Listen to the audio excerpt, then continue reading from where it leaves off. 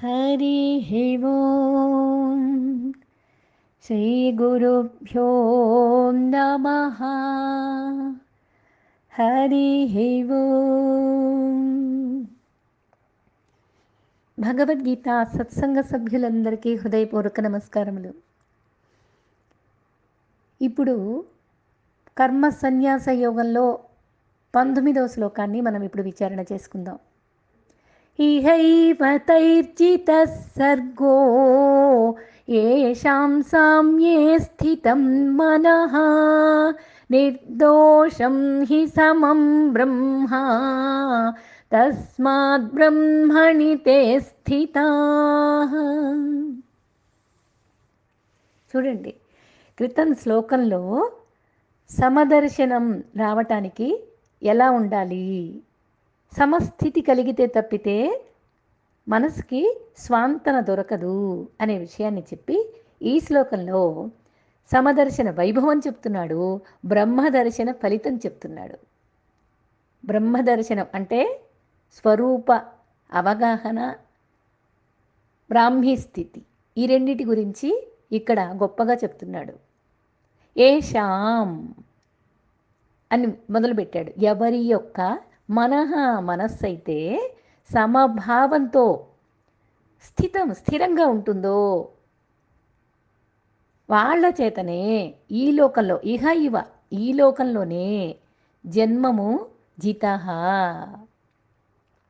వాళ్ళు జయించినట్లే, ఈ జన్మను జయించినట్లే. ఎవడి యొక్క మనస్సు అయితే సమభావంలో స్థిరంగా ఉంటుందో వాళ్ళే ఈ లోకంలో జన్మను తరింప చేసుకున్న వాళ్ళు అవుతారు. ఇంకా జన్మ లేకుండా చేసుకున్న స్థితి కలుగుతుంది. బ్రహ్మము దోషం లేకుండా ఉంటుంది. బ్రహ్మ అంటే దోషరహితమైంది. సమంగా ఉంది కదా, అందువల్ల బ్రహ్మణి తే స్థితాః, వాళ్ళు బ్రహ్మాన్నే పొంది ఉంటారు, బ్రహ్మమునందే ఉంటారు అని చెప్తున్నారు. చూడండి, ఎంత చెప్పినా ఎంత విన్నా మనస్సు సమస్థితికి రావాలంటే జన్మ సుకృతం కావాలి, దోషరహితం కావాలి. అప్పుడే క్రితం శ్లోకాల్లో మనం భగవంతుడు జన్మ తీసుకొని ఎందుకు వచ్చాడు అంటే అవసరం, అక్కడ అధర్మాన్ని నశింపచెయ్యాలి అని ఒకళ్ళు వచ్చారు. రాముడు వచ్చింది ధర్మాన్ని స్థాపన చెయ్యాలి. రాముడేమో అహింసని అంటే రావణాసురుడిని చంపడానికి వచ్చాడు, అధర్మాన్ని నశింపచేయటానికి. ఈయన వచ్చింది ధర్మాన్ని స్థాపన చేయటానికి, పాండవుల్ని రక్షించడానికి వచ్చాడు కృష్ణ పరమాత్మ. అలాగా అక్కడే అందుకనే ధర్మాన్ని రక్షణ చెయ్యాలి అంటే భగవద్గీత, ఆధ్యాత్మిక విద్య తప్పితే ఇంకొక దిక్కు లేదు అనే విషయాన్ని చక్కగా చెప్తున్నాడు ఈ శ్లోకంలో. చూడండి, సమభావంలో స్థిరమైనటువంటి మనస్సు కలవాళ్లే ఇక్కడే ఈ జన్మలోనే ఈ జనన మరణ రూపమైనటువంటి సంసారాన్ని జయించగలుగుతారు. ఎందుకంటే ఇటువంటి బ్రహ్మమే దోషం లేనటువంటిది కాబట్టి వాళ్ళు బ్రహ్మమునందే ఉంటారు. ఇది ఈ శ్లోకం భావన. దీన్ని కొంచెం విచారణ చేసుకోవడానికి ప్రయత్నం చేద్దాం. ఇప్పుడు చూడండి, బ్రహ్మము అంటే ఏంటి? సమస్థితి. అర్థమైంది కదా, అంతా బ్రహ్మమే కనుక బ్రహ్మం సమము. ఆత్మ అంటే కూడా సమము అనే అర్థం వస్తుంది. ఆత్మ సమంగా ఉంది, సర్వభూతాలలో ఆత్మ సమంగా ఉంది అంటే భేదం లేకుండా ఉంది అని అర్థం, అంతే కదా. ఇప్పుడు బురద తొక్కిన కాళ్ళతోటి నడుస్తూ బురద తొక్కామనుకోండి, కాళ్ళు కడుక్కోవడానికి ఎక్కడికి వెళ్తాం? నీళ్ల దగ్గరికి వెళ్తాం. అట్లాగే దోషంతో కూడినటువంటి వాడు దోషాన్ని పోగొట్టుకోవటానికి ఏం చెయ్యాలి అంటే జన్మల్ని ఎత్తుతూ ఉంటాడు. ఎప్పుడైతే ఆత్మజ్ఞానం కలిగిందో, ఆత్మ నేనే ఆత్మను అని తెలిసిందో, అట్లాంటి ఆత్మవిధుడు దోషాన్నించి విడుదలవుతున్నాడు. మళ్ళీ జన్మనెత్తాల్సిన అవసరం లేకుండా అతను బ్రహ్మంలోనే ఉంటున్నాడు. జన్మ అంటే ఏంటి? బంధం. జన్మ నుండి విడిపట్టం అంటే మోక్షం. అంటే జన్మనెత్తే అవసరమే లేదు అంటే ఆత్మవిధుడు ముక్తుడు అయ్యాడు అని అర్థం. ఎప్పుడయ్యాడు? ఎక్కడయ్యాడు అంటే ఇది ఎప్పుడు అంటే కాలం అని అర్థం కదా, ఎక్కడ అంటే దేశం అని అర్థం. ఈ దేశ కాలాల్లో మోక్షం ఇమిడేది కాదు. చాలామంది అలాగే భావిస్తూ ఉంటారు. అందుచేతనే ఇక్కడ ఈ శ్లోకంలో ఇహ ఇవా అంటూ ప్రారంభించాడు. ఇహ ఏవ అంటే ఇక్కడే, ఈ జన్మలోనే, ఇక్కడే అని అర్థం. కాబట్టి ముక్తి ఎప్పుడో ఎక్కడో పొందేది కాదు, ఎక్కడో ఉండేది కాదు అని అర్థమైతే ఎప్పుడో లభించేది కాదు అని కూడా మనకు అర్థమైపోతుంది. ఆల్రెడీ నువ్వు అలాగే ఉన్నావు, ఆత్మగా ఉన్నావు, బ్రహ్మంగా ఉన్నావు. కానీ నాకు అర్థం కాకుండా పోయింది, మర్చిపోయాను నేను. కొన్ని జన్మల నుంచి బాహ్యంలోని విషయాలని లోపలేసుకొని జన్మలు ఎత్తి ఎత్తి నేను ఆత్మను అనే విషయాన్ని మర్చిపోయి జీవనాన్ని సాగిస్తున్నాను. దీన్ని బాగా అర్థం చేసుకోవడానికే మనం ప్రయత్నం చేయాలి. ఇహ ఇవ ఈ శరీరంలోనే తైర్జితోహ సర్గో వాళ్ళు బంధాన్ని జయించారు. ఏషాం సామ్యే స్థితం మనః వాళ్ళ మనస్సు సమత్వం పట్ల స్థిరంగా ఉంది. నిర్దోషం హి సమం బ్రహ్మ బ్రహ్మం అన్ని దోషాలకు అతీతంగా అన్నిటి యందు సమానంగా ఉంది. తస్మాత్ బ్రహ్మణి తే స్థితాః అందువల్లనే వాళ్ళు బ్రహ్మంలోనే స్థిర స్థానాన్ని ఎప్పుడు కలిగి ఉన్నారు. ఇహ ఇవ ఈ జీవితంలోనే సర్గోతైహి జితః వారితో పుట్టుక జయించబడింది. ఇంకా పుట్టడం అనేది ఉండదు. పుట్టడం అంటే మన ఇష్టంతో కూడుకుంది కాదు. పుట్టుక అనేది జయించబడింది అంటే సరే, ఎట్లా అసలు పుట్టుక అనేది మన ఇష్టం వచ్చినట్టు మన ఇష్టం వచ్చిన ఇంట్లో, మన ఇష్టం వచ్చిన వాతావరణంలో, మన ఇష్టం వచ్చిన రూపనామాలతో పుట్టామా? ఇష్టంతో లేదు. పుట్టుక అనేది శారీరక మానసిక వ్యవస్థలతో కూడుకొని వచ్చింది ఈ జన్మ.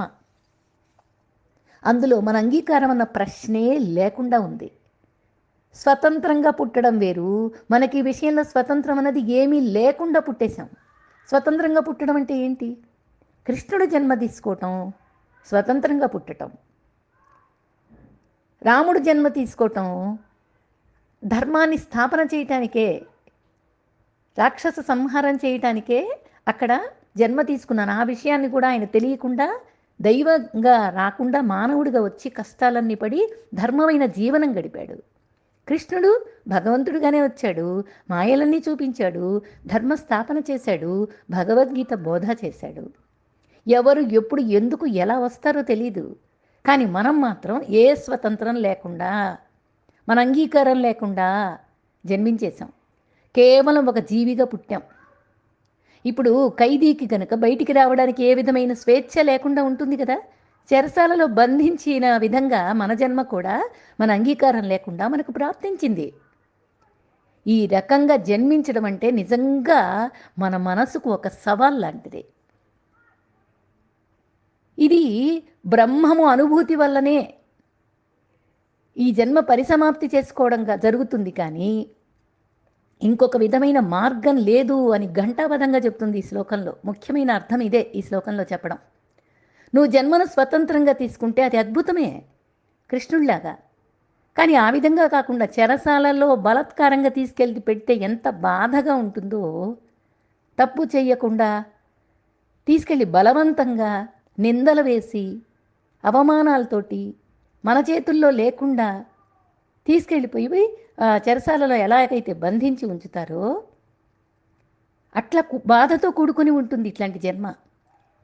స్వేచ్ఛ లేనటువంటి జన్మ ఇలాగే ఉంటుంది. ఇప్పుడు మనం పడేది అదే కదా.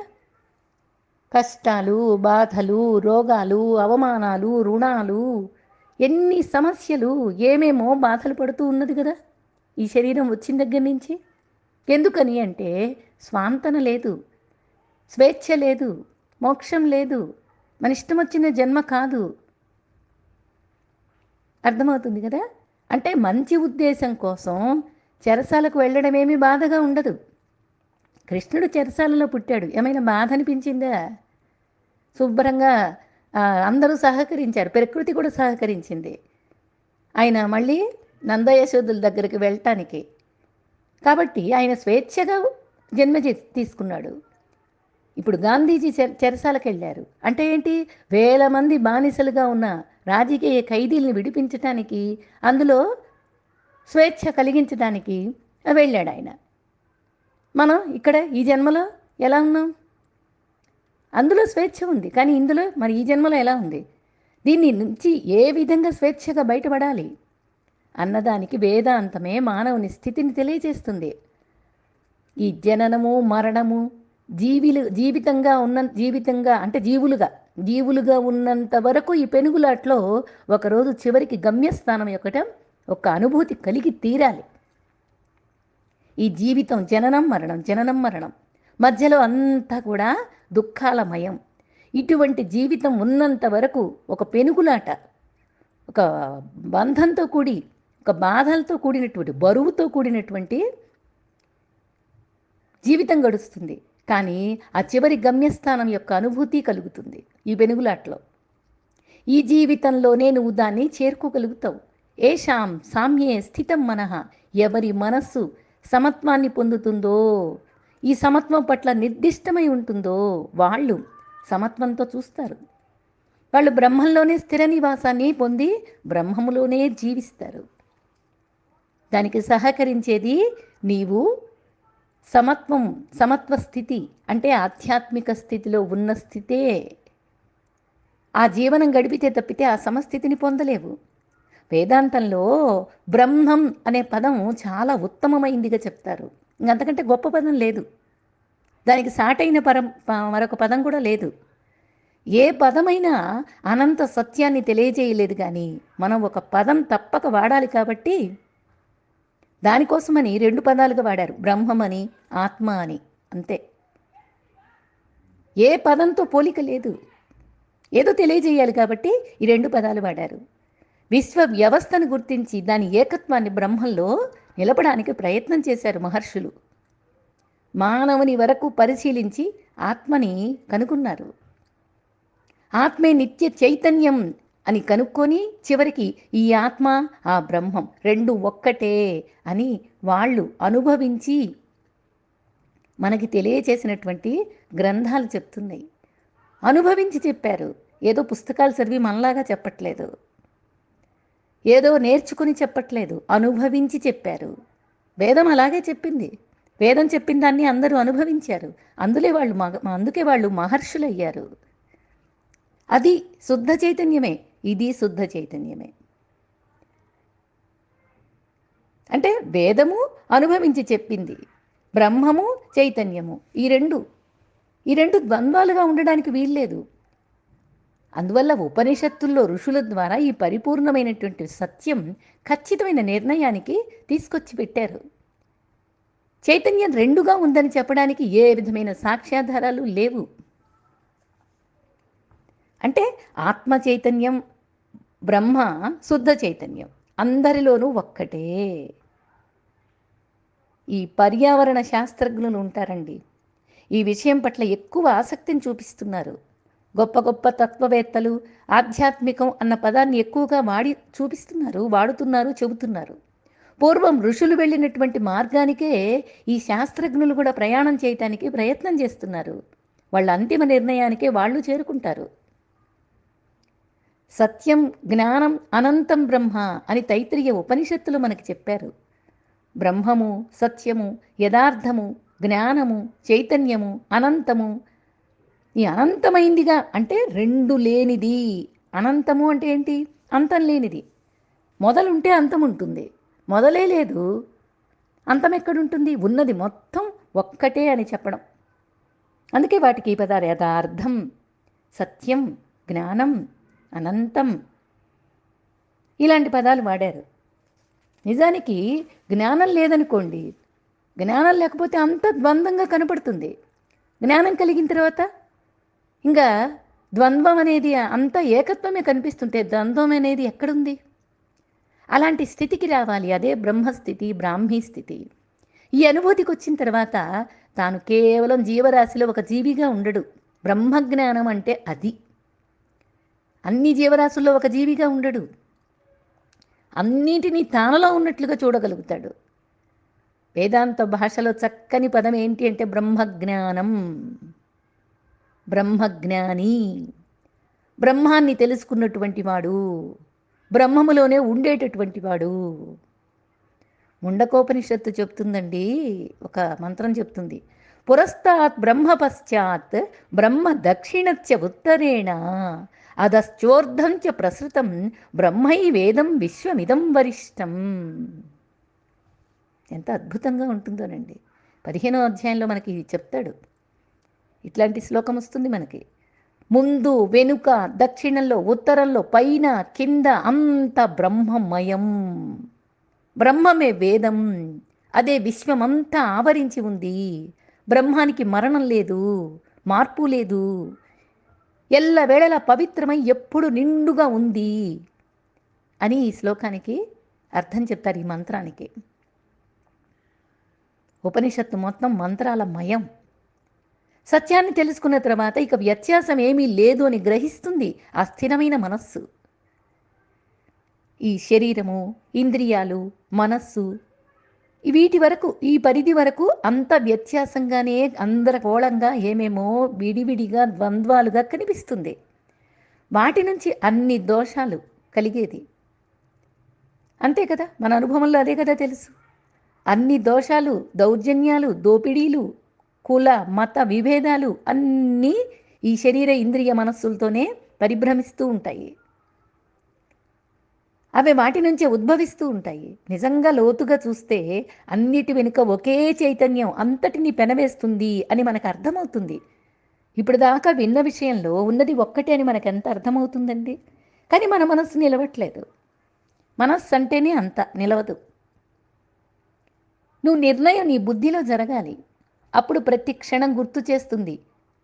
అప్పుడు ద్వంద్వాన్ని తీసిపడేయటానికి నువ్వే ప్రయత్నం చేస్తావు. అన్నిటి ఒకే చైతన్యం అంతటిని పెనవేస్తుందనే విషయాన్ని బాగా తెలుసుకో. అదే తత్వమసి, అదే నిజస్థితి, అదే నీవు. తత్ త్వం అసి. తత్ అంటే ఏంటి? అది. త్వం అంటే ఏంటి? నీవు. అసి అంటే అయి ఉన్నావు, నీవే అది అయి ఉన్నావు. అందుకే తత్వమసి, ఈ మహావాక్యాల్లో ఈ తత్వమసి మహావాక్యం అద్భుతంగా బోధ చేస్తారు ఉపనిషత్తుల్లో. సమాజంలో సత్య పరిజ్ఞానం పెరిగినట్లయితే ఒకరితో ఒకరికి, మనిషికి మనిషికి మధ్య అనుబంధం పెరుగుతుంది. అందుకే ఎంత చేతనైతే అంత సత్యంగా జీవనం గడపాలి. ఆ అనుబంధం అంతర్జాతీయం వరకు పెరిగిపోవాలి. ఇప్పుడు మనమంతా ఒక్కటే. అప్పుడే మనకి అట్లాంటి భావన కలగడానికి అవకాశం ఉంది అన్న భావానికి రాగలుగుతాం. ఈ సత్యాన్ని తెలుసుకున్న తర్వాత అందరూ ఎంతో ఆనందంగా హాయిగా జీవనాన్ని గడపటానికి చూస్తారు. ఋషులు అంతే చేశారు. అందుకే సత్య జీవనం గడిపారు వాళ్ళు. నీవు వ్యత్యాసాన్ని చూసినంత వరకు ఎక్కువ బాధను అనుభవించవలసి వస్తుంది. కాబట్టే మానవ జీవితాన్ని సత్య మార్గంలో నడిపించాలి. గొప్ప గుణాలన్నీ ఐక్యభావం వల్లనే కలుగుతాయి. బ్రహ్మం అందరి యందు సమంగానే ఉన్నాడు, కానీ ఎక్కువ తక్కువగా లేడు అని బాగా గమనించుకో. మనకేమనిపిస్తుందంటే ఇలా వింటుంటే, మీరు చెప్పిందంత బాగుందండి, వినటానికి చాలా బాగుంది, ఆచరణలో నా వల్ల కావట్లేదు. ఎందుకంటే ఎదురుగా అధర్మం అంతా కనపడుతుంది. పిడివాదం చేస్తూ ఉంటారు, ఈర్ష్య ద్వేషాలతో రగిలిపోతూ ఉంటారు, ఎప్పుడు నిందలు వేస్తూ ఉంటారు. మనిషికి మనిషికి పడదు. కుటుంబంలో ఒకరికి ఒకరికి వ్యత్యాసం బాగా కనపడుతూ ఉంటుంది. ఒకరి భావాలు ఇంకొకరికి సరిపడవు. ఈ విధమైన జీవనంలో ఎక్కడొస్తుందండి మీరు చెప్పినటువంటి సమస్థితి అనేటటువంటి ఆలోచనలు మనకి కలుగుతాయి. సత్యమే, ఇది కూడా కాదనేదేం లేదు. కానీ ఒక్కటి ఆలోచించండి, ఇంత వినకముందు నా జీవన విధానం ఎలా ఉంది? ఇదంతా తెలియదు నాకు. తెలియకముందు ఆధ్యాత్మిక విద్య, భగవద్గీత తెలియకముందు నా జీవన విధానం ఎలా ఉంది? తెలిసిన తర్వాత, బాగా వింటున్న తర్వాత, బుద్ధిలో యోచన మారాలి అని ఎంతగా చెప్తున్న తర్వాత భగవంతుడికి దిగొచ్చి మనం మారటానికి ప్రయత్నం చేస్తున్నామా లేదా, గుర్తొస్తుందా లేదా అనేది మన అనుభవంలో ఒకసారి మార్చుకోకపోవచ్చు, కానీ గుర్తొస్తుందిగా. ఇలాగా వింటూ వింటూ వింటూ శరీరాన్ని వదిలిపెడితే నెక్స్ట్ ఇక ఏ ఏ ఆచరణ జన్మే కదా వచ్చేది. ఇప్పుడు కొద్ది కొద్దిగా మొదలైంది. శరీరాన్ని వదిలిపెట్టే లోపల పూర్తిగా లోపల ఈ ఆధ్యాత్మిక విద్యని బంధన చేస్తాము. దీన్ని బంధించుకొని శరీరాన్ని వదిలిపెడతాము. మళ్ళీ మనస్సుని ఆ ఆధ్యాత్మిక బంధంతో మళ్ళీ జన్మ తీసుకుంటాము. మనస్సుని తీసుకొని వెళ్తాం కదా. మళ్ళీ జన్మ తీసుకునేటప్పుడు ఆధ్యాత్మిక మనస్సుతో పుడతాము. అప్పుడు జీవనం అక్కడ మంచి సౌమ్యమైనటువంటి జీవనం, శుద్ధసత్వమైన జీవనం, ఆ స్థలము అన్ని భగవంతుడు నీకోసం ఏర్పాటు చేస్తాడు.